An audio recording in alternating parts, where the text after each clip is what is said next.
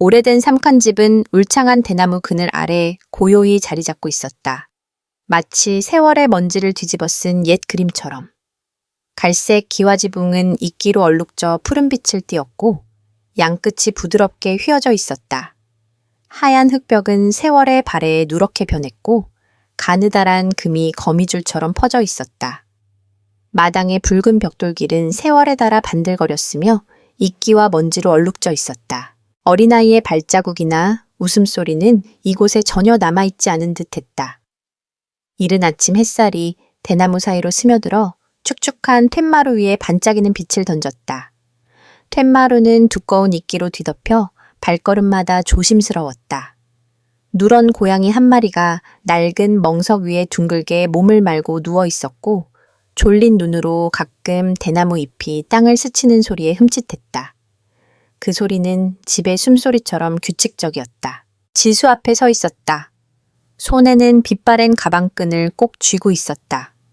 가느다란 손가락은 긴 여정의 피로를 드러냈다. 까만 머리카락은 윤이 나며 어깨 위로 흘렀고 늦가을 바람에 몇 가닥이 가볍게 흔들렸다. 맑고 큰 눈동자는 형언할 수 없는 그리움을 담고 있었다. 마치 깊은 호수에 떠다니는 구름을 비추는 듯했다. 뽀얀 피부는 가을 추위에 살짝 붉어져 그녀를 연약하면서도 강인한 한밤에 핀 목련처럼 보이게 했다. 집안에서 풍기는 묵직한 향냄새가 오래된 나무와 가을의 서늘한 공기와 뒤섞였다. 재단 위 향은 아직 연기를 피우며 지수가 들어본 적 없는 이야기를 속삭이는 듯했다. 그녀가 만난 적 없는 여인, 그러나 이 집 구석구석에 살아 숨쉬는 듯한 존재. 지수는 얇은 비단 한복을 입고 있었다. 연한 진주빛 한복은 그녀의 가녀린 몸을 감싸며 부드럽고 단단한 멋을 더했다. 지수는 이 낡은 집에서 자신의 자리를 찾으려 애썼다. 신부가 된 지 사흘째였다. 신혼여행도 화려한 첫날 밤도 없었다. 단출한 결혼식과 민수 그녀의 남편이 보여준 엷은 미소뿐이었다. 민수는 차갑지는 않았지만 지수의 외로움을 달래줄 만큼 따뜻하지도 않았다. 그는 결혼식 날 정장을 입고 예의 바르게 그녀 곁에 섰다. 넓은 어깨, 그러나 멀리 있는 듯한 눈빛. 결혼식 다음 날 아침, 그는 일 때문에 급히 나가버렸다. 지수는 낡은 집과 답없는 질문들 속에 홀로 남았다. 그녀는 마당에 서 있었다.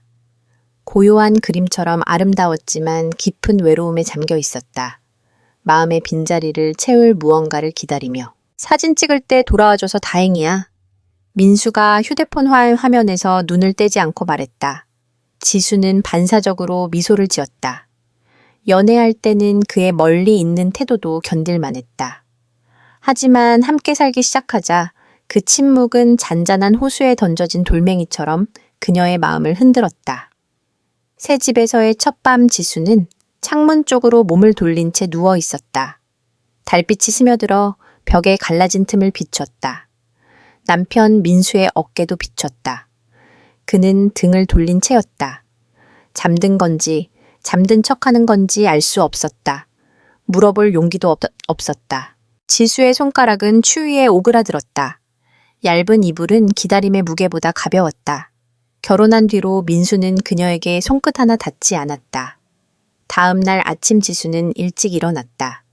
연한 청색 한복 저고리를 입고 머리를 단정히 틀어 올린 그녀는 대나무 빗자루를 들고 밤사이 떨어진 잎을 쓸었다. 이 집에 자신이 존재한다는 걸 증명하고 싶었다. 낯선 물건처럼 놓여있는 게 아니라 살아있는 사람임을 알리고 싶었다. 툇마루에서 들린 가벼운 기침 소리에 그녀는 멈칫다. 시아버지 영호가 어느새 서 있었다. 그의 손에는 기미 모라기는 찻잔이 들려 있었다. 눈빛은 부드러웠다. 날카롭거나 탐색하는 느낌 없이 단지 이해하려는 듯 바라보았다. 일찍 일어났네. 그의 목소리는 낮고 약간 쉰 듯했다. 지수는 고개를 끄덕이며 아침 바람에 흔들리는 이슬싸기 같은 미소를 지었다. 늦게 자는데 익숙하지 않아요, 아버지. 그는 대답 없이 집 안으로 들어갔다. 하지만 지수는 그의 시선이 아직 자신을 떠나지 않았음을 느꼈다. 그 시선은 깊은 물 위를 스쳐 지나가는 듯한 묘한 느낌을 남겼다. 날이 갈수록 지수는 삼칸집에서 이름 없는 일들을 반복했다.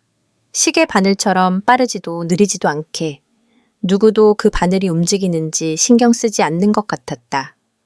그녀는 밥을 짓고 집을 치우고 낡은 수건을 빨았다. 차가운 벽돌 바닥을 밟는 발소리는 그녀의 마음을 메아리쳤다. 메마르고 단조롭게 민수는 아침 일찍 나가고 늦게 돌아오는 날이면 짤막한 메시지만 남겼다. 사과도 다정한 말도 없었다. 어떤 날은 그가 돌아와 문을 열고 방에 들어오자마자 침대에 털썩 앉았다. 너무 피곤해. 그러곤 등을 돌린 채 누웠다. 지수는 곁에 앉아 구겨진 셔츠를 접으며 창문 위에 쌓인 얇은 먼지를 보았다. 결혼 생활의 모든 것은 그 먼지 같았다. 희미하고 누구도 털어낼 생각을 하지 않았다. 정오쯤 영호가 시장에서 돌아오면 지수는 밥상을 차려놓았다. 시아버지는 말이 적었지만 그의 존재는 집을 덜 텅 빈 듯 보이게 했다. 지수가 밥상을 치울 때 그는 부엌 문 앞에 서서 아무 말 없이 바라보곤 했다. 그 시선은 무례하지 않았지만 지수를 당황하게 했다. 한 번은 그녀가 너무 급히 고개를 돌리는 바람에 눈이 마주쳤다. 얼굴이 화끈거렸다. 영호는 고개를 끄덕이며 담담히 말했다. 오늘 된장국 맛이 좋구나. 지수는 어색하게 웃으며 뭐라 대답해야 할지 몰랐다. 비가 내렸다. 대나무 정원을 집어삼킬 듯 길고 촘촘한 비. 지수는 창가에 서서 유리에 맺히는 빗방울을 바라보았다. 민수의 메시지가 왔다. 세미나 늦어져. 내일 갈게. 짧은 문장 하나에 그녀의 가슴이 조여들었다. 슬퍼서가 아니었다. 아무 감정도 느껴지지 않아서였다. 공허함은 상처보다 더 무서웠다. 그녀는 툇마루로 나갔다. 비는 차갑고 땅은 미끄러웠다. 급히 집 안으로 들어오자 얇은 옷이 피부에 달라붙었다. 젖은 한복은 그녀의 곡선을 선명히 드러냈다. 그때 영호가 정원에서 들어왔다. 진흙 묻은 신발 손에는 갓 딴 쑥 한 다발. 그의 눈이 무심코 젖은 지수의 모습을 스쳤다. 그는 잠깐 멈칫하더니 급히 고개를 돌렸다. 쑥을 탁자에 내려놓으며 아무 일도 없었다는 듯했다. 하지만 지수는 보았다. 그의 눈에 스친 낯선 빛을. 비난도 분노도 아닌 놀라움 같은 것. 마른 장작에 튄 작은 불꽃 같았다. 그날 밤 지수는 혼자 누웠다. 창문으로 스며드는 바람이 얇은 커튼을 흔들었다. 결혼식 날의 하얀 면사포가 바른 기억처럼 그녀는 민수를 떠올리지 않았다. 머릿속엔 영호의 안경 너머 고요한 눈빛이 맴돌았다. 잘못된 감정은 아니었다. 단지 누군가 자신을 보았다는 느낌이었다. 결혼 후 처음으로 누군가 그녀를 진짜로 보았다. 아내로서 며느리로서가 아닌 한 여자로. 숨쉬고 존재하며 누군가의 시선을 바라는 여자로. 다음 날 아침 지수는 크림색 얇은 스웨터를 입었다. 살짝 넓은 목선이 어깨를 드러냈다. 의도한 건 아니었다고 스스로를 달랬다. 하지만 툇마루로 나갔을 때 영호의 시선이 그녀를 스치며 잠깐 어깨에 머물렀다. 그는 아무 말 없이 찻잔을 입으로 가져갔다. 뜨거운 김이 안경을 뿌옇게 했다. 지수는 미소 지으며 탁자에 볶은 콩 접시를 놓았다. 아침 드세요, 아버지. 따뜻할 때요. 그는 고개를 끄덕이며 낮게 말했다. 그래, 오늘 아침은 쌀쌀하구나. 대화는 평범했다. 하지만 둘 사이 공기는 무언가로 채워졌다. 거리감이 아니라 폭발 직전의 고요함 같았다. 지수는 툇마루 끝에 앉아 무성한 오이밭을 바라보았다. 이 집은 너무 조용해요, 아버지. 그녀가 속삭이듯 말했다. 그는 대답했다. 그래, 사람이 적으니 익숙해졌지. 그뿐이었다. 더 말은 없었다. 하지만 대나무 사이로 부는 바람소리 속에서 지수는 가슴에 무언가가 스치는 걸 느꼈다. 슬픔인지 공허함인지 부드럽고도 날카로운 무언지 알 수 없었다. 그날 이후 지수는 자신이 변했다는 걸 알았다. 크거나 갑작스럽진 않았지만 분명했다. 거울 앞에서 더 신경 썼다. 머리를 천천히 빗고 입술에 연한 립스틱을 발랐다. 집 안에는 영호 말고 지수를 바라보는 이는 없었다. 정고 무렵 복도를 지나다 그녀는 가끔 손수건을 떨어뜨렸다. 천천히 허리를 숙여 주었다. 한 번은 영호가 몇 걸음 뒤에서 따라오고 있었다. 지수가 몸을 일으키며 살짝 돌아설 때 그의 발걸음이 멈춘 듯했다. 발소리가 아니라 숨소리가 느려진 느낌이었다. 그는 고개를 돌렸지만 지수는 알았다. 그가 보았다는 걸. 그 시선은 더 이상 우연이 아니었다. 그날 오후 전기가 끊겼다. 지수는 겉옷을 벗었다. 얇은 끝나시와 부드러운 면바지만 입은 채 맨발로 어두운 부엌에 서 있었다. 뒤에서 영호가 있는 줄 몰랐다. 그의 발소리에 그녀는 흠칫했다. 돌아보니 그의 눈과 마주쳤다. 이제 피하지 않았다. 짧고 스치던 눈빛도 아니었다. 깊고 직선적이며 인정하는 눈빛이었다. 그가 지나가며 그들의 어깨가 스쳤다. 지수는 피하지 않았다. 그녀는 팽팽한 현처럼 서 있었다. 누군가 살짝 당기기만을 기다리는 듯 그가 지나갔고 닿지는 않았다. 하지만 그의 숨결은 그녀의 목덜미에 머물렀다. 그날 밤 지수는 잠을 이루지 못했다. 옆에서 민수의 고른 숨소리는 위안이 되지 않았다. 눈을 뜨고 천장을 바라보았다. 하지만 머릿속엔 오후의 그의 눈빛이 떠올랐다. 원치 않았던 그러나 지울 수도 없는 눈빛. 이른 아침 지수는 뒷마당에서 빨래를 널었다. 하얀 실크 잠옷을 맨 먼저 걸었다. 얇고 가벼운 천이바람에 나부꼈다. 영호가 툇마루를 지나갔다. 잠깐 멈췄다. 지수가 돌아서자 그의 눈빛과 마주쳤다. 예쁘구나. 그가 연기처럼 나지막이 말했다. 그 말에 지수의 손가락이 떨렸다. 마지막 빨래 집게를 채우며 그녀는 돌아서 미소 지었다. 거절하지 않는, 그러나 묻지도 않는 미소. 책임지지 않는 하지만 분명한 대답이었다. 영호가 그녀를 칭찬한 그날 이후 집 안 공기가 달라졌다. 이름 붙일 수 없는 무언가가 감돌았다. 그 말을 다시 꺼내는 이는 없었다. 지수의 발걸음은 다른 소리를 냈다. 그릇에 숟가락이 닿는 소리, 개수대 물소리 마당을 쓰는 빗자루 소리가 모두 그녀가 시선을 받고 있다는 느낌에 의해 증폭되었다. 그것은 꼬치꼬치 캐묻는 시선이 아니었다. 불꽃이 담긴 눈빛이었다. 조용하지만 타오르는. 영호는 이제 거실에 더 오래 앉아 있었다. 신문을 들고 있었지만 글자를 읽는 일은 드물었다. 지수가 지나갈 때 그는 고개를 돌리지 않았다. 하지만 지수는 알았다. 신문 뒤에서 그의 시선이 따라온다는 걸. 그의 숨소리가 더 무거워졌음을 느꼈다. 영호의 고갯짓은 느려졌다. 찻잔은 평소보다 더 깊이 비워졌다. 지수도 숨기려 하지 않았다. 그에게 물을 따를 때 그녀의 손은 조금 더 오래 기울어졌다. 부엌에서 쌈장을 만들 때 허리를 살짝 굽혀든 그림자가 벽돌 바닥에 길게 드리웠다. 오후 계단을 지날 때 발걸음은 느려졌다. 얇은 실내복이 엉덩이를 스치며 흘렀다.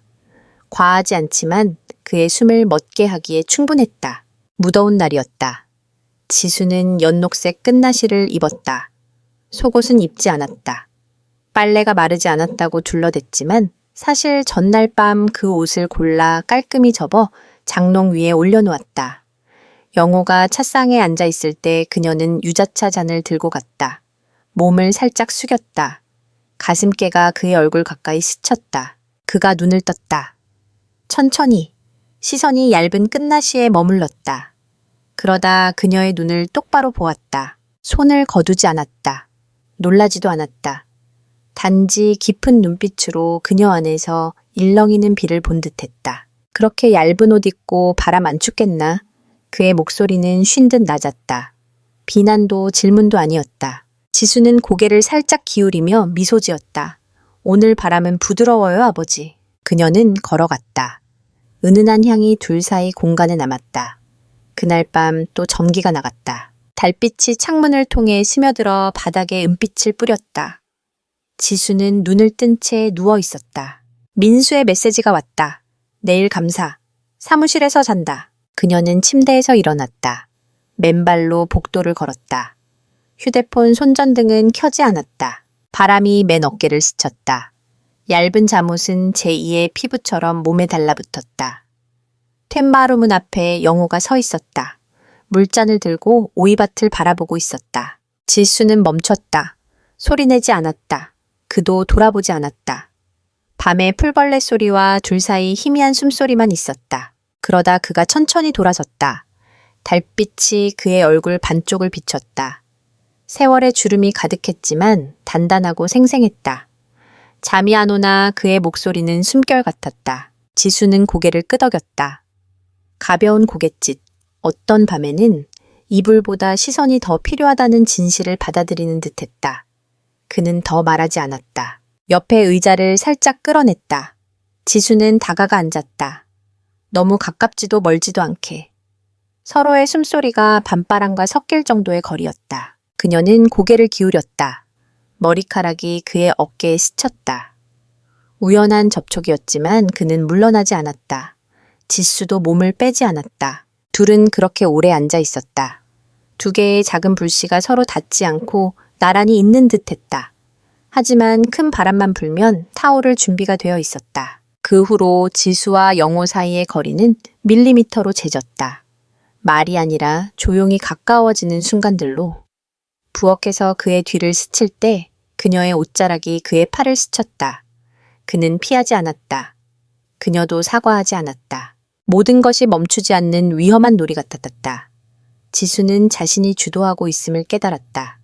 옷을 고를 때, 그가 좋아하는 된장찌개나 쌈장을 만들 때, 그가 가까이 있을 때 일부러 느리게 걸었다. 놀랍게도 죄책감은 없었다. 오래 묻혀있던 갈증이 깨어난 것뿐이었다. 피부가 아니라 이름 붙일 수 없는 곳에서 솟아나는 갈증. 아침 밥상을 준비하던 어느 날 영호가 스쳤다. 부엌은 좁았다. 둘은 어쩔 수 없이 엎지 몸을 비켰다. 그가 찻잔을 꺼내려 손을 뻗었다. 그의 손이 그녀의 손에 닿았다. 지수는 멈췄다. 그 접촉은 진짜였다. 의도하지 않았지만 그녀의 심장이 한 박자 어긋날 만큼 길었다. 그도 잠깐 멈췄다. 그러곤 조용히 손을 뗐다. 말도 미소도 밑도 없었다. 그저 등을 돌려 부엌을 나갔다. 지수는 서 있었다. 손에는 방금 닿은 온기가 남아 있었다. 그녀는 멍하니 오래된 연기로 덮인 부엌 천장을 올려다보았다. 마음은 제방을 넘는 물결 같았다. 비 오는 오후였다. 하늘은 흐렸고 처마에서 떨어지는 물소리가 툇마루에 울렸다. 지수는 거실에서 옷을 개고 있었다. 영호가 들어왔다. 손에 수건을 들고 손을 닦으려 했지만 그의 시선은 그녀가 막 접은 옷에 멈췄다. 소매 없는 얇은 하얀 비단 블라우스였다. 이거 내 거냐? 그가 물었다. 지수는 고개를 끄덕였다. 눈을 들지 않고 네, 집에서 입는 거예요, 아버지. 그가 미소 지었다. 하지만 그의 눈은 옷이 아니라 그녀를 보았다. 옷을 접는 그녀의 모습을.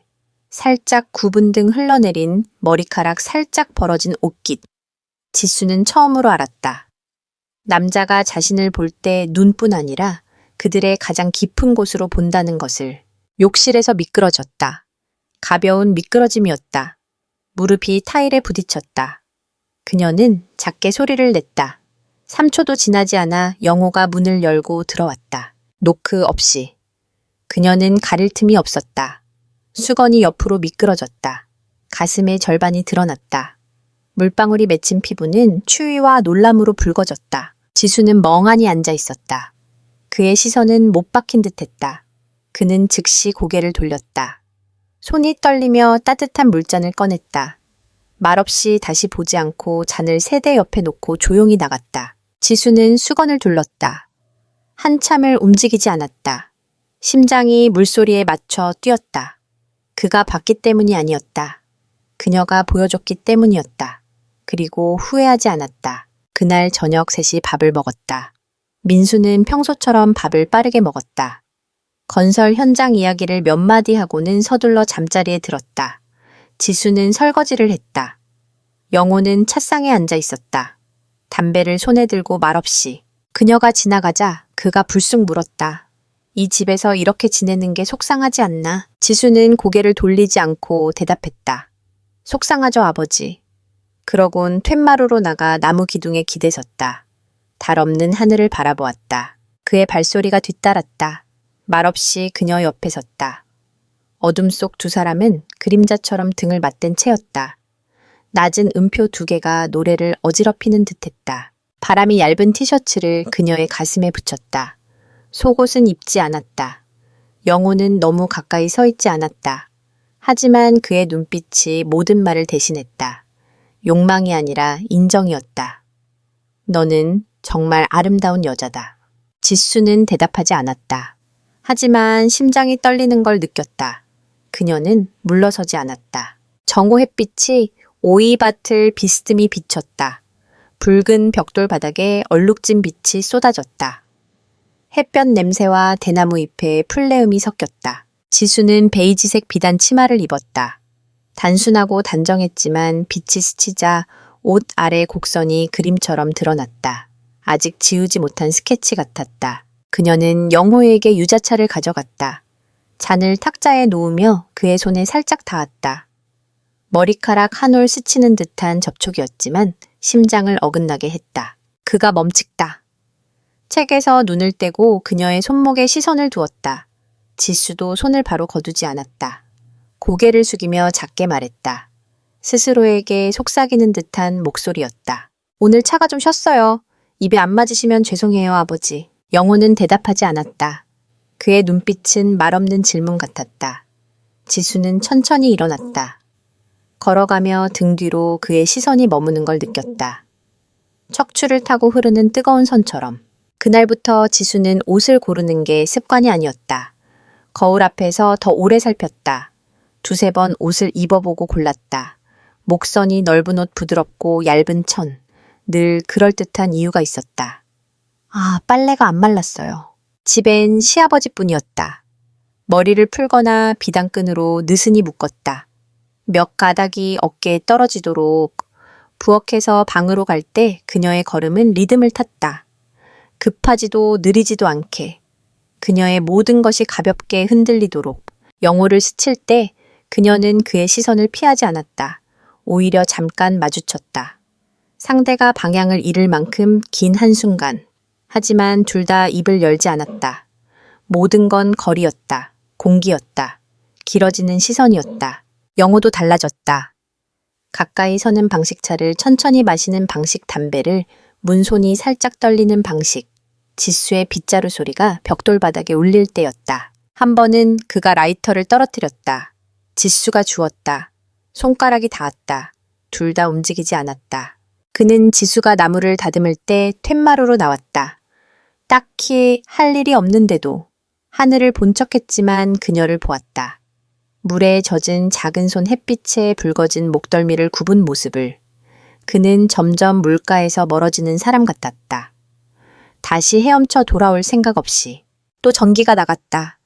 바람은 더위를 식히지 못했다. 땀이 목덜미를 타고 흘렀다. 옷이 축축이 젖었다. 지수는 하얀 실크 잠옷을 입었다. 더워서였다. 의도하지 않은 척했지만 결코 우연도 아니었다. 그녀는 방문을 열고 복도로 나갔다. 영호가 등을 돌린 채 서 있었다. 문 여는 소리에 그가 돌아섰다. 그 순간 창문에서 스며든 희미한 빛이 지수를 비췄다. 얇은 안개 속에 서 있는 듯했다. 잠옷은 몸에 달라붙어 속옷의 윤곽이 선명했다. 살짝 젖은 머리카락이 푸른빛 목덜미에 붙어 있었다. 둘 사이 공기가 멈춘 듯했다. 그녀는 말하지 않았다. 그도 마찬가지였다. 하지만 그의 시선은 오래 머물렀다. 더 이상 시아버지의 눈빛이 아니었다. 어둠이 빠르게 내려앉았다. 삼칸집은 전기가 끊겼다. 희미한 빛만 남았다. 재단과 부엌 구석에 급히 놓인 촛불 몇 개뿐. 지수는 방 안에 서 있었다. 문은 잠그지 않았다. 창은 살짝 열려 있었다. 바람이 커튼을 흔들며 그녀의 손목을 스쳤다. 저녁 밥을 짓던 장작 냄새가 오이밭의 습한 공기와 뒤섞였다. 복도에서 발소리가 멈췄다. 문 앞이었다. 지수는 돌아보지 않았다. 영호였다. 그만의 걸음이었다. 느리고 단단하게 심장 박동으로 벽돌을 재는 듯 부르는 소리도 노크도 없었다. 하지만 그의 숨소리는 가까웠다. 선명했다. 그녀의 잠옷은 등에 붙어 곡선을 드러냈다. 연필로 그린 선 아직 진하게 채색되지 않은 부드럽고 섬세한 선. 지수는 꼼짝하지 않았다. 손은 옷장 가장자리를 잡았다. 손바닥에 땀이 배었다. 더위 때문이 아니었다. 기다림 때문이었다. 자신이 무엇을 하는지 알았기 때문이었다. 갑자기 번개가 하늘을 갈랐다. 한순간 방 안이 하얗게 빛났다. 지수가 돌아섰다. 그 빛이 영호의 얼굴을 비췄다. 그녀를 보는 그의 눈빛은 더 이상 우연으로 위장할 수 없었다. 깊은 심연 같았고 한겨울 장작불처럼 뜨거웠다. 망설임 없이. 둘은 한 팔 길이 거리에 서 있었다. 영호는 다가오지 않았다. 지수도 물러서지 않았다. 말은 없었다. 하지만 둘 다 알았다. 한 박자 어긋나거나 숨을 세게 내쉬기만 해도 모든 게 달라질 수 있다는 걸. 비 올 것 같구나. 그가 말했다. 불필요한 말이었지만 숨 막히던 공간을 풀어줬다. 지수는 입꼬리를 올리며 미소 지었다. 네, 저도 그렇게 생각해요. 어둠 속에서 처음으로 그들은 시선을 피하지 않았다. 그날부터 영호는 자신의 집에서 낯설음을 느꼈다. 책을 몇 줄 읽다 내려놓았다. 할 일 없이 뒷마당으로 나갔다. 지수가 나무를 다듬는 걸 알기에 오이밭을 바라보았다. 가끔 그는 스스로에게 물었다. 나이든 남자 세월을 겪으며 욕망은 다 지나갔다고 믿었던 그가 왜 한 쌍의 눈동자 때문에 평생 지켜온 도덕의 중심을 잃는가. 하지만 그 눈빛, 그 미소, 그 걸음. 지수의 모든 것은 그의 이름을 부르지 않았다. 초대하지도 않았다. 하지만 숨기지도 않았다. 그녀의 행동은 그가 대답하기 두려운 질문 같았다. 아버지 관절 기름칠 좀 해드릴까요? 가을바람 불면 뻐근하시잖아요. 어느 저녁 그가 툇마루에서 무릎을 주무를 때 지수가 물었다. 그는 잠깐 머뭇거렸다. 그녀가 곁에 앉았다. 약초 오일 뚜껑을 열 때 그녀의 손이 그의 손에 닿았다. 강하고 따뜻한 손길, 평범한 순간이었다. 하지만 그에게는 단단한 성벽에 생긴 첫 균열 같았다. 한 번은 그가 부엌에서 전기 플러그를 고치고 있었다. 지수가 지나갔다. 진한 장미색 티셔츠를 입었는데 속옷은 없었다. 숨 쉴 때마다 가슴이 선명하게 움직였다. 낮은 피아노 같았다. 그가 고개를 들었다가 재빨리 숙였다. 드라이버를 쥔 손이 흔들렸다. 지수는 말없이 물을 따라 탁자에 놓았다. 일부러 그의 의자 가장자리를 스치며 수건을 빨래터에 떨어뜨렸어요. 그녀의 목소리는 바람처럼 가벼웠다. 그는 대답하지 않았다. 고개만 끄덕였다. 하지만 물잔은 그의 손에서 흔들렸다. 그 주, 세 번째로 전기가 끊겼다. 공기는 두 겹 바람 사이에 갇힌 듯 무거웠다. 비는 오지 않았지만 하늘은 모든 걸 짓누르려 했다. 지수는 막 목욕을 마쳤다. 긴 머리는 젖어 있었다. 물방울이 목을 타고 천천히 흘렀다. 서늘한 피부에 스며들었다. 그녀는 수건을 둘렀다. 목욕탕에서 나와 방문을 살짝 열어놓았다. 마당에서 비추는 손전등의 흐릿한 빛이 방 안으로 스며들었다. 밝고 어두운 그림자가 엇갈렸다. 지수는 문을 잠그지 않았다. 마음은 어지럽고 밤의 답답함과 고요에 휩싸였다. 영호는 툇마루에 서 있었다. 얇은 셔츠는 땀에 젖어 있었다. 물방울 떨어지는 소리에 지수를 부르려 했다. 수도꼭지가 새는 줄 알았다. 그의 발걸음은 느렸다. 샌들 소리가 고요한 공간에 울렸다. 방문을 밀자 그는 멈췄다. 지수가 몸을 돌리고 있었다. 가느다란 팔로 수건을 고쳐 잡았다. 수건이 느슨해지며 가슴께로 미끄러졌다.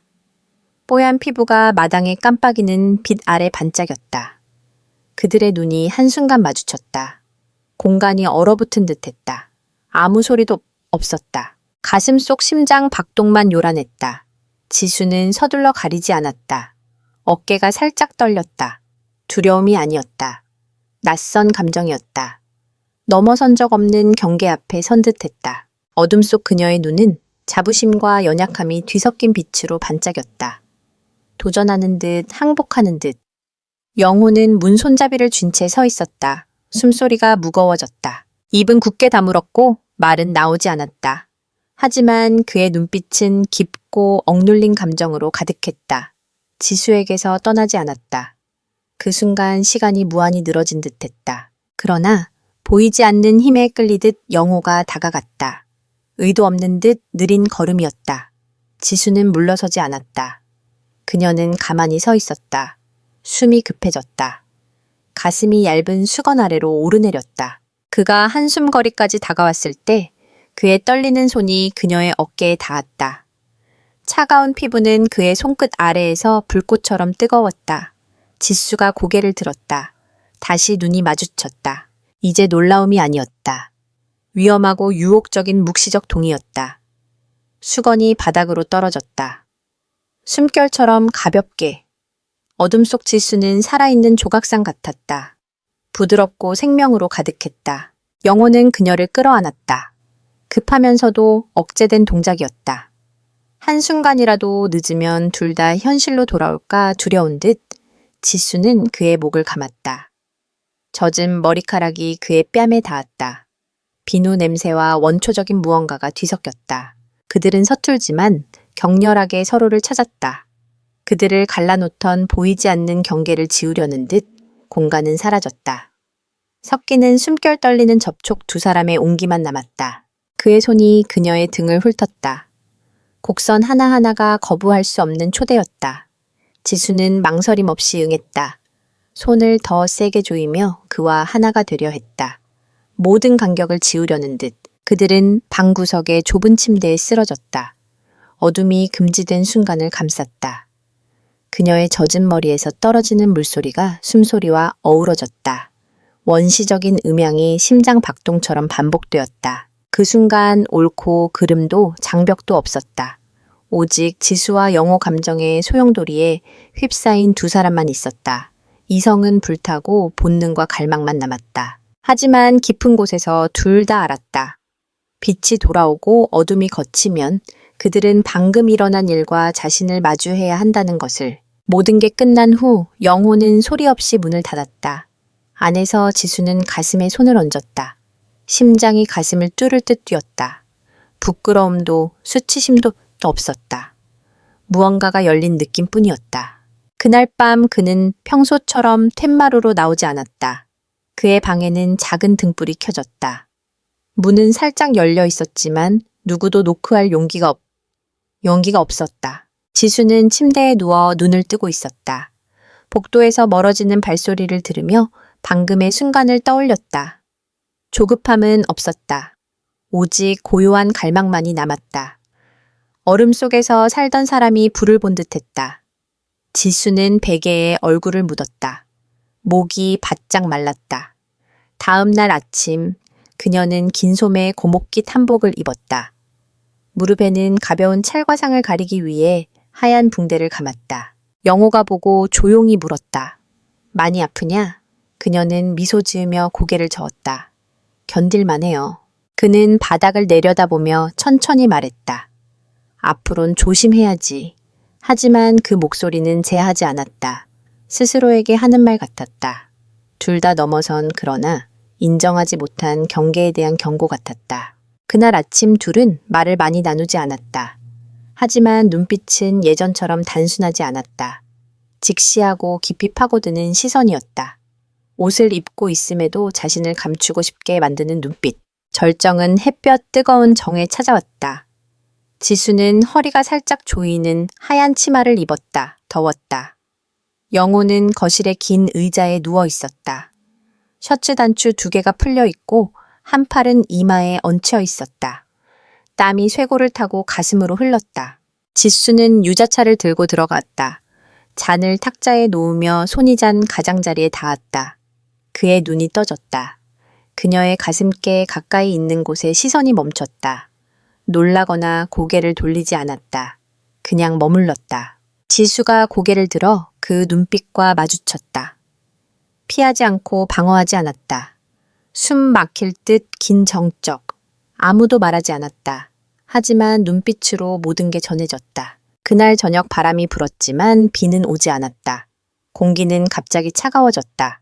이 집의 시간도 조용히 변하고 있었다. 지수는 무릎까지 오는 사각 목선의 잠옷을 입었다. 얇고 부드러운 천은 초겨울 잎사귀에 맺힌 서리 같았다. 그녀는 나무 복도를 걸었다. 맨발이 차가운 바닥에 닿았다. 각 걸음은 두 숨결 사이의 거리를 재는 듯 가볍게. 영호는 거실에 홀로 앉아 있었다. 책은 들지 않았다. 노란 탁상등이 백발과 깊은 이마주름을 비췄다. 그는 더 이상 특정한 곳에 집중하지 않았다. 잠들지도 예전처럼 침착한 척하지도 않았다. 지수는 노크 없이 들어갔다. 망설이지 않고 그의 팔길이 이내에 멈췄다. 그가 고개를 들었다. 그녀는 옆 의자에 앉았다. 묻는 말 없이 눈빛만 직선으로 바람이 문틈으로 스며드는 소리 외엔 아무 소리도 없었다. 촛불 있나 그가 물었다. 불필요한 질문이었지만 그가 붙잡을 수 있는 유일한 것이었다. 지수는 미소 없이 고개를 저었다. 대답하지 않았다. 그녀는 뺨에 흘러내린 머리카락을 만졌다.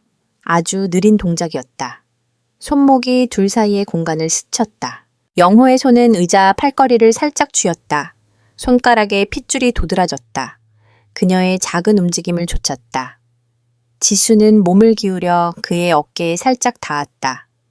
기대는 게 아니라 스치는 정도였다. 더 이상 우연이 아닌 가벼운 접촉. 그는 물러서지 않았다. 굳지도 않았다. 숨만 느려졌다. 팔걸이에 얹힌 손이 움직였다. 그녀의 손에 살짝 닿았다. 묻는 듯한 접촉이었다. 지수는 손을 거두지 않았다. 고개를 돌려 그를 보았다. 그녀의 눈은 이름 붙일 수 없는 감정으로 가득했다. 단지 감정의 갈증 속에 선 남자와 여자였다. 영호가 고개를 돌렸다. 그녀의 눈에 시선을 고정했다. 더 이상 피하지 않았다. 이게 뭔지 아는 거냐? 그의 목소리는 작았고 자신을 두려워하는 듯했다. 지수는 고개를 끄덕였다. 망설임 없는 빠른 대답이었다. 알아요. 하지만 돌아갈 수 없어요. 그는 그녀를 오래 바라보았다. 그의 손이 천천히 그녀의 손 위에 얹혔다. 가벼운 쥔. 어떤 키스보다 분명한 확인이었다. 둘은 손을 맞잡고 오랫동안 말없이 앉아 있었다. 문이 열리고 더 이상 닫히지 않을 것 같은 고요함. 밖에서 바람이 나무집 사이로 스쳤다. 땅의 느린 숨결처럼 부드럽게. 늦은 밤, 영호의 방 문 잠금 소리가 작게 울렸다. 작은 소리였지만 지수의 머릿속에서는 오랫동안 억눌린 숨소리처럼 크게 메아리쳤다. 그녀는 침대에서 일어났다. 맨발로 차가운 바닥을 밟았다. 잠옷자락이 무릎을 스쳤다. 머리는 등 뒤로 풀려 있었다. 화장기 없고 속옷도 없었다. 지수는 고요한 방으로 들어갔다. 문이 닫히며 자트가 작게 소리를 냈다. 바깥 세상의 마지막 속삭임 같았다. 주황빛 수면등이 나무 탁자를 비췄다. 매일 밤 그가 앉던 곳. 책은 펼쳐져 있었지만 그의 눈은 글자를 따르지 않았다. 문소리에 그는 고개를 들지 않았다. 하지만 어깨가 살짝 움직였다. 그녀의 존재를 오래전부터 느낀 듯했다. 지수는 그의 이름을 부르지 않았다. 말도 질문도 대답도 필요 없었다. 고요한 공간엔 숨소리와 심장 박동만 있었다. 깊은 숲의 양끝에서 서로를 부르는 두 개의 반향 같았다. 그들은 천천히 그러나 확실히 다가갔다. 예정된 두 직선이 교차하듯. 영호의 몸은 밤바람보다 따뜻했다. 긴 하루의 열기와 더 긴 밤들의 억눌림을 품고 있었다. 그의 손이 그녀의 허리에 닿았다. 처음에 떨림은 없었다. 옳고 그름의 경계 앞에서 머뭇거리던 이는 더 이상 없었다. 그의 숨소리는 깊고 무거웠다.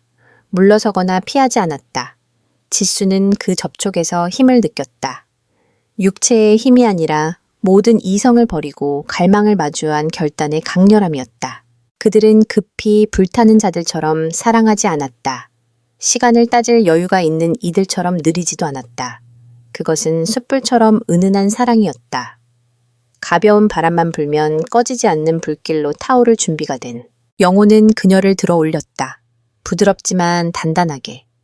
얇은 도자기를 다루듯 조금이라도 서툴면 깨질까 두려운 듯 그는 그녀를 침대에 눕혔다. 천천히 이 순간을 영원히 붙잡고 싶은 듯 그의 손은 그녀를 찾았다. 그녀의 맥박이 문을 두드리듯 선명했다. 초대였다.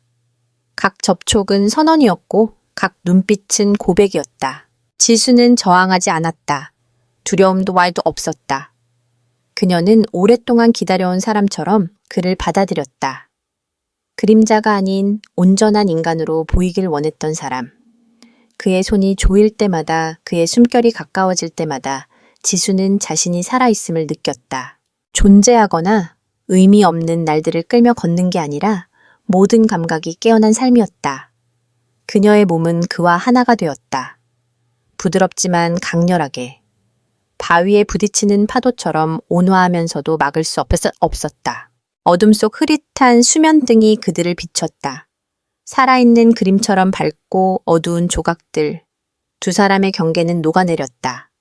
숨소리와 심장 박동이 전투의 북소리처럼 터졌다. 지수는 그의 손을 잡았다. 떨리는 목소리였지만 분명했다. 간청이자 명령이었다. 아버지, 아무 말도 하지 마세요. 그냥 저를 안아주세요. 아무 말도. 그 말은 부드럽고도 고통스러웠다. 현실의 껍질을 가르는 칼날 같았다. 둘 다 알지만 외면할 수 없는 금기의 진실을 드러냈다. 영호는 살짝 고개를 끄덕였다. 눈은 반쯤 감겼지만 그의 모든 감정은 이미 넘쳐 흘렀다. 제방이 무너진 물처럼 억제할 수 없었다. 그는 그녀를 더 세게 안았다. 그녀를 그리고 이 세계가 무너지지 않기를 붙잡으려는 듯 그 순간 그들은 더 이상 별개의 존재가 아니었다. 사회가 강요한 역할도 없었다. 오직 지수와 영호 어둠 속에서 서로를 찾은 두 영혼뿐이었다. 모든 한계는 불탔고 모든 죄는 짧은 순간이라도 용서받았다. 그 밤 이후 그들은 더 이상 연기하지 않았다. 매일 아침 지수는 그의 방에서 나왔다. 얼굴에 주저함은 없었다. 그녀의 눈빛은 누구도 피하지 않았다. 그녀는 부엌으로 가서 그릇을 씻고 밥을 지었다. 어젯밤 아무 일도 없었던 듯 영호도 마찬가지였다. 단정한 셔츠를 입고 툇마루에서 신문을 읽었다. 하지만 지수가 지나갈 때 그의 손은 가끔 멈췄다. 그녀가 그릇을 꺼내려 허리를 숙이면 그는 그녀의 등에 시선을 두었다. 그녀가 쌀을 꺼내려 장을 열면 그는 방향을 잃은 사람처럼 그녀의 그림자를 쫓았다. 전고 민수가 일하러 나가면 영호는 집에 더 오래 머물렀다. 조기 은퇴에 심장이 약해져 더 이상 공사장을 다닐 수 없다는 핑계였다. 하지만 그의 마음은 지수와 더 가까이 있고 싶다는 이유뿐이었다. 대낮에 익숙한 벽들 사이에서 누구도 의심하지 않을 역할 속에서 그들은 은밀했지만 숨기지 않았다. 위험함이 매 접촉을 불보다 뜨겁게 만들었다. 지수는 점점 더 대담해졌다. 정오 휴식 시간, 그녀는 영호의 방 앞을 지나갔다. 문 앞에 오래 서서 노크하지 않았다. 발소리가 충분히 길게 울리도록 그가 고개를 들게 만들었다. 미소도 유혹도 없었다. 그저 바라보았다. 그 눈빛은 영호가 책을 내려놓게 만들었다. 한 번은 부엌에서였다. 통풍 벽돌 틈으로 햇빛이 쏟아졌다. 민수가 2분만 일찍 돌아오면 모든 게 무너질 곳이었다. 지수는 탁자에 기대 서 있었다. 영호가 뒤에서 다가왔다. 낮게 속삭였다. 아버진 더 이상 자제할 수 없어. 지수는 돌아서며 그의 이마에 자신의 이마를 맞댔다. 눈을 살짝 감았다. 그의 남성적인 냄새가 부엌에 남은 고추장 볶는 향과 뒤섞였다. 민수는 예고 없이 일찍 귀가하기 시작했다. 함께하는 저녁 식사는 묘하게 답답해졌다. 다툼도 비난도 없었다. 그저 너무 오래 맞닿는 눈빛과 단순한 질문 뒤에 이어지는 긴 침묵뿐. 오늘 된장국이 좀 달라. 민수가 어느 저녁에 말했다. 가벼운 목소리였지만 감정은 없었다. 지수는 고개를 끄덕이며 설명하지 않았다. 눈을 들지 않았다. 맞은편에 앉은 영호는 간장 접시를 오래 저었다. 시선은 탁자에서 벗어나지 못했다. 아무도 된장국에 손대지 않았다. 모두 그것이 소금 때문이 아닌 짠맛임을 알았다. 그날 밤 지수는 민수 옆에 누웠지만 잠들지 못했다. 그는 등을 돌렸다. 넓은 등이 차가웠다. 그녀는 창문을 바라보며 영호의 작은 방을 떠올렸다. 늦게까지 불이 켜져 있고 연고차 향과 책 넘기는 소리가 노인의 심장 박동처럼 규칙적인 곳. 두 남자 사이에 누웠지만 눈을 감을 때마다 그녀의 피를 뜨겁게 만드는 건 한 사람뿐이었다. 어느 오후 지수가 시장에서 돌아오자 민수가 문 앞에 서 있었다. 그는 한참을 바라보다 입을 뗐다. 마트 간 줄 알았는데 지수는 반초 망설이다 엷게 웃었다. 시장 가까워요. 쑥 좀 사려고요. 그는 더 묻지 않고 고개를 끄덕였다. 하지만 그녀의 옷을 훑었다. 혼자일 때 절대 입지 않을 옷이었다. 그는 퍼즐 조각을 맞추듯 기억하고 있었다. 아직 그림은 완성되지 않았다. 영호가 찻주전자를 들고 집에서 나왔다. 민수는 그를 보고 고개를 돌렸다. 급하지 않은 하지만 무거운 고갯짓이었다. 증거는 부족하지만 직감이 넘치는 사람의 눈빛이었다. 지수와 영호는 조심스러워졌다. 하지만 조심할수록 그들은 출구 없는 미로에 깊이 빠졌다. 사흘 동안 접촉을 피했지만 매일 밤 영호 방의 탁상등은 그녀가 들어갈 때까지 켜져 있었다. 한 번은 지수가 앉자마자 머리끈을 풀기도 전에 영호가 그녀를 끌어안았다. 지수는 그의 손을 세게 쥐었다. 속삭였다. 우린 들킬 거예요. 그는 대답하지 않았다. 그녀의 이마에 자신의 이마를 오래 맞댔다. 모든 출구를 닫는 문장 같았다. 그가 배운 도덕 지켜온 원칙은 이제 얇은 페인트층 같았다. 지수의 손은 그 층을 한 조각씩 떼어내고 있었다. 느리지만 주저없이. 절정은 민수가 예상보다 일찍 돌아온 저녁이었다. 지수는 영호의 방에 있었다. 치마는 흐트러지고 머리는 묶지 않았으며 어깨에는 그의 향기가 남아 있었다. 바깥에서 오토바이 소리가 들렸다. 그녀는 벌떡 일어나 창으로 달려가 마당을 보았다. 민수가 문을 열고 있었다. 그녀는 치마를 끌어내리고 머리를 정리하며 문을 열고 나가려 했다. 영호가 막았다. 그의 손이 문 손잡이에 얹히고 그녀를 똑바로 보았다. 당황하지 마. 평소처럼 나가. 아무 일도 없었던 것처럼. 지수는 말없이 고개를 끄덕였다. 치마를 쥔 손이 떨렸다. 복도를 지날 때마다 줄 위를 걷는 듯했다. 민수가 집에 들어와 배낭을 의자에 던지며 크게 불렀다. 지수나 왔어. 지수는 부엌에서 나왔다. 손에 행주를 쥐고 목소리는 가볍게. 밥 먹었어. 그는 고개를 저었다. 배고프네. 그러곤 찻상에 앉은 영호를 보며 말했다. 아버지 건강하시죠? 영호는 웃었다. 소리 없는 미소였다. 건강하지 늘 그렇듯. 누구도 오래 서로를 보지 않았다. 방에 남은 은은한 향수 냄새를 언급하는 이도 없었다. 하지만 셋 모두 무언가가 궤도에서 벗어났음을 알았다. 추락을 기다릴 뿐이었다. 지수는 작은 검은 공책에 적기 시작했다. 이름도 날짜도 없는, 집이 잠든 밤 고요히 쓰는 글자들. 각 글자는 끊어지는 숨결이었다. 각 줄은 터지지 않으려 애쓰는 심장 박동이었다. 그녀는 영호를 이름으로 부르지 않았다. 그 또는 빈칸으로 두었다. 하지만 각 문장은 진짜 감정으로 가득했다. 쓰면서 자신의 가슴을 핥히는 듯했다. 오늘 밤 그는 내 손을 아주 세게 잡았다. 잃을까 두려운 사람이 아니라 잡을 용기가 없는 재지 없는 사람처럼. 창문으로 빛이 들어와 그의 얼굴을 비췄을 때 나는 그의 눈을 볼 용기가 없었다. 그가 무슨 생각을 하는지 묻지 못했다. 알게 되면 나는 더 이상 물러설 수 없을 테니까. 지수는 누구도 말하지 못한 것들을 썼다. 공책을 서랍 깊숙이 넣었다. 예전에 손수건을 두던 곳. 기록하기 위해서가 아니라 숨쉬기 위해 썼다. 그 글자가 없으면 세 사람이 사는 이 집에서 매일 밤 한 사람만 떠올리는 그녀는 질식할 것 같았다. 낮에는 지수가 여전히 얌전한 며느리 세심한 아내였다. 제 시간에 밥을 짓고 영호에게 공손히 인사하며 민수가 일 이야기를 할 때 미소 지었다. 하지만 부엌에 들어설 때마다 문틈으로 비스듬히 들어오는 햇빛은 그의 손이 어둠 속에서 그녀의 허리를 감았던 순간을 떠올리게 했다. 영호 앞에 밥상을 놓을 때마다 그녀는 그의 품에 안겨 젖은 머리카락이 그의 가슴에 붙었던 모습을 보았다. 영호도 마찬가지였다. 신문을 읽고 시장에 갈 때 생강 좀 사오라고 당부하고 바람 부는 날 차를 끓였다.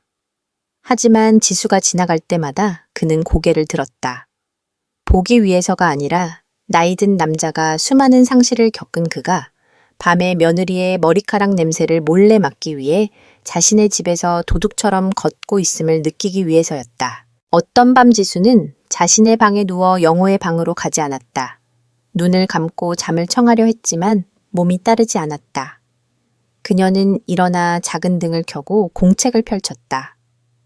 내가 잘못했음을 알아. 하지만 물러설 수 없어. 그가 내 등에 손을 얹을 때 거절할 수야 없었어. 필요하지 않다고 말할 수 없었어. 굶주린 자가 불을 필요로 하듯 먹기 위해서가 아니라 존재하기 위해 그를 필요로 해. 쓰고 나서 공책을 덮었다. 울지도 후회하지도 않았다. 복도로 나갔다. 영호의 방등은 켜져 있고 문은 잠겨 있지 않았다. 그녀는 가볍게 노크했다. 그가 문을 열었다. 묻지 않았다. 삼칸집은 바나나 나무 정원 한가운데 외로이 서 있었다. 아침 새소리는 더 이상 맑지 않았고 부러진 나무짚은 치우는 이 없이 떨어졌다. 지수가 떠난 뒤 부엌엔 불의 온기가 사라졌고 햇빛을 받기 위해 치워졌던 커튼도 그대로였다. 그녀가 어디로 갔는지 아무도 몰랐다. 거실 나무 탁자 위에 4등분으로 접힌 종이 한 장만 남았다. 비스듬한 글씨 마지막 귀퉁이에 잉크가 번진 곳은 아직 젖은 채 손이 닿은 듯했다. 죄송해요. 더 이상 머물 수 없어요. 더 아프게 하지 않으려 떠납니다. 이름도 날짜도 작별 인사도 없었다. 하지만 영호는 그 글씨를 마지막으로 보게 되리라 알았다. 그날 이후 그는 더 이상 매일 오후 찻상에 앉지 않았다. 늘 앉던 의자는 벽에 바짝 붙여졌다. 탁자와 그 사이에 선명한 거리가 필요했다. 그는 여전히 일찍 일어나 물을 끓이고 차를 탔다. 하지만 마시지 않았다. 물은 끓었다 씻고 따른 잔은 버려졌다. 목적도 이유도 없는 반복이었다. 저녁이면 그는 방에 앉았다. 탁상등이 주름진 얼굴에 그림자를 드리웠다. 탁자 위엔 표지 없는 청록색 공책이 있었다. 안에는 짧은 몇 줄뿐이었다. 한 페이지에 10줄을 넘지 않았다. 오늘은 벽돌바닥에 빗자루 소리가 없었다. 바람이 부엌으로 불어오고 커튼을 잡아줄 이는 없다. 오늘은 쑥국을 끓였다. 먹는 이는 없었다. 민수는 발령을 받아 옮겼다. 그는 아버지에게 아무 말도 하지 않았다. 지수도 언급하지 않았다. 집에 올 때마다 문을 급히 열고 밥을 대충 먹고 떠났다. 묻지 않고 책망하지 않고 영호를 3초 이상 바라보지 않았다. 집은 셋에서 하나가 되었다. 정문에 선 그림자방에 가만히 누운 그림자 여관 손님처럼 스쳐가는 그림자. 영호는 지수를 찾지 않았다. 마을을 돌아다니며 묻거나 사람을 고용해 소식을 알아보거나 경찰에 신고하지 않았다. 그는 그저 앉아 있었다. 정원 뒤 버려진 오래된 기둥처럼 고요히 매일 몇 줄을 더 썼다. 어느 늦은 오후 골목 입구에서 채소를 파는 할머니가 들렀다. 갓 딴 배추 바구니를 들고 계단에 앉아 부채질하며 말했다. 지수 그애 서울에서 꽃집에서 일한다던데 잘은 모르지만 영호는 돌아보지 않았다. 고개만 살짝 끄덕였다. 바람이 불어도 알아챌 수 없을 만큼 가벼운 움직임이었다. 그날 밤 그는 공책을 펼쳤다. 몇 글자를 썼다. 네가 살아있다는 것만으로 충분하다. 할머니가 지수 이야기를 한 뒤 영호는 창가에 자주 앉았다. 나뭇잎 틈으로 햇빛이 비스듬히 들어오는 자리였다. 책 반 페이지를 비추지만 마음은 밝히지 못했다. 그는 더 묻지 않았다. 주소를 찾거나 말을 전하지 않았다. 그저 해질 무렵 골목 입구를 바라보았다. 낮게 묶은 머리 무릎 아래로 긴 치마를 입은 여성이 지나갈 때마다 그의 시선은 멈췄다. 가슴이 한 번씩 아렸다. 하지만 부를 용기는 없었다. 그는 민수에게 지수 소식을 전하지 않았다. 숨기려는 게 아니라 이 이야기에서 누구도 먼저 입을 열 권리가 없었기 때문이다. 한 번은 부자가 함께 밥을 먹을 때 민수가 갑자기 물었다. 아버지 지수한테 아직 화나셨어요. 영호는 밥그릇을 내려다보았다. 숟가락이 허공에 멈췄다. 마른 손에 핏줄이 도드라졌다. 그는 느리고 고르게 대답했다. 화낸들 뭐에 아팠으면 그저 붙잡는 수밖에. 지수가 쓰던 방은 그대로였다. 그녀가 즐겨 입던 하얀 치마는 옷장 뒤에 걸려 있었다. 향기는 달이 지날수록 옅어졌다. 하지만 영호는 치우지 않았다. 잠그지도 않았다. 가끔 아무 이유 없이 그 방에 들어가 책꽂이를 바라보며 서 있었다. 은빛으로 변한 쑥국화 화병을 바라보았다. 그녀가 일기를 숨겼을지도 모를 서랍을 보았다. 한 번은 떨리는 손으로 서랍을 열어보았다. 텅 비어 있었다. 그는 오히려 다행이라 생각했다. 무언가 남아 있었다면 견딜 수 없었을 테니까. 아침이면 영호는 일찍 일어나 마당을 쓸고 차를 끓이고 꽃을 꽂았다. 모든 행동은 떠나간 다시 돌아오지 않을 이에게 보내는 듯했다. 하지만 그녀는 작은 디테일 속에 영원히 존재했다. 자두나무 아래에 떨어진 잎사귀 부엌에 튠물 자국 문틈으로 스치는 바람소리. 모든 것이 말없는 언어로 누군가가 이곳에 살았음을 말했다. 벽돌을 밟던 발걸음 숨결 눈빛 이름 붙일 수 없는 감정을 남겼다. 초겨울 어느 날 영호는 툇마루에 앉았다. 뜨거운 찻잔을 들고 지붕 위로 떠가는 구름을 바라보았다. 차가운 바람이 옷깃을 스쳤다. 공책에서 작은 종이가 날아나왔다. 그는 주워 읽었다. 지난달 밤에 썼던 문장이었다. 어떤 것은 용서받을 필요도 잊힐 수도 없다. 종이에 번진 잉크처럼 지우려 할수록 깊이 스며들 뿐이다. 그는 종이를 공책에 끼우지 않고 손에 쥐었다. 아직 따뜻한 무언가를 붙잡듯 그녀를 떠올리게 하는 손뿐 아니라 삶의 가장 고독한 부분으로 닿았던 여인을 지수는 어딘가에 있다. 작은 꽃집이나 거리를 내다보는 창이 있는 새방에서 그녀는 살아있다. 이름 없는 골목을 걸으며 아무도 그녀가 찬란한 기억을 지나왔음을 알아채지 못한다. 영호는 찾지 않았다. 방해하고 싶지 않았다. 다시 시작하고 싶지도 않았다.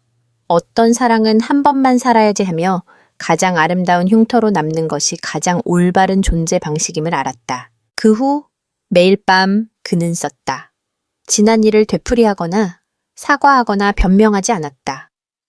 후회로 오해될 단어는 쓰지 않았다. 짧은 문장들. 한밤에 한 단락 때로는 한 문장 때로는 점 하나. 각 글자는 더 이상 소리낼 수 없는 곳을 찌르는 작은 가시 같았다. 복도에 빗자루 소리가 없다.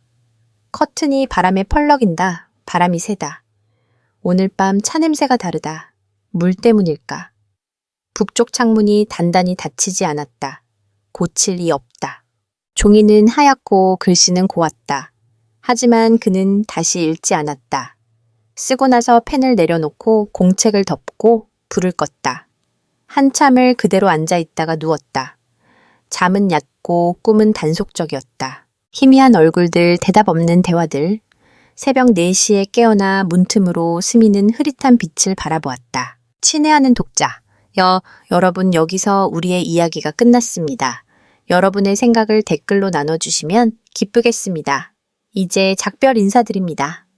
다음 프로그램에서 다시 만나요.